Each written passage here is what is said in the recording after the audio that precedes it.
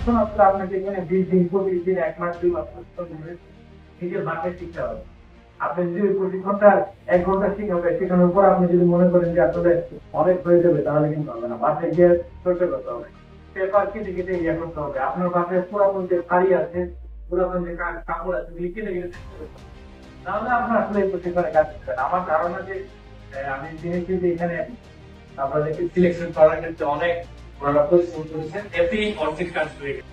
আপনারা যদি বাকি কাজটা করেন, আমার বিশ্বাস যে সামাজিক উদ্যোগ।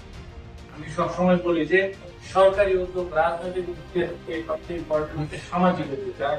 সামাজিক উদ্যোগে সিলেকশন প্রসেস বা এটা নিয়ে কাজ করা এটা ভালো হয়। আমরা সরকারি প্রোগ্রামগুলো অনেক সময় মনিটরিংটা জিনিস রাখতে পারি, এই সামাজিক উদ্যোগে রাখতে পারি। আমি ধন্যবাদ জানাচ্ছি সকল সংগঠনকে এরকম এই প্রোগ্রামগুলি করার জন্য, এবং ভবিষ্যতে এই মার্জিনাল পিপলদের জন্য এই প্রোগ্রামগুলো চালু করে। যে টানা তৃতীয়বার অর্জন করেছে দেশের সেরা সুপার ব্র্যান্ড স্বীকৃতি বসুন্ধরা টিস্যু।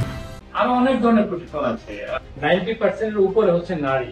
তা আমি তাদের সাথে কথা বলতেছিলাম যে কেন এত নারীর সংখ্যা এত বেশি, কেন পুরুষের সংখ্যা তো হতে পারতো। বললো যে না, এই যে সুইং এর কাজটা, সেলাইয়ের যে কাজটা হয়, এটা আসলে বাংলাদেশের নারীরা যে পরিমাণ পারে এটা আসলে অন্যরা পারে না।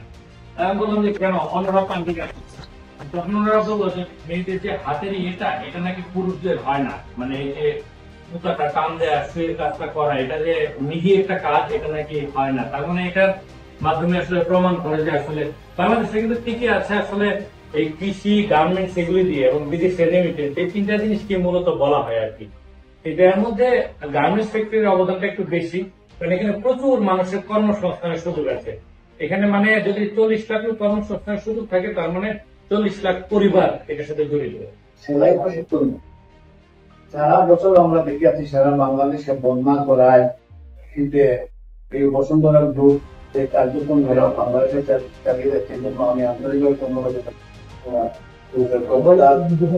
আপনারা যেহেতু বিনামূল্যে একটা সুযোগ পেয়েছেন, আপনারা এই সুযোগটাকে কাজে লাগাবেন।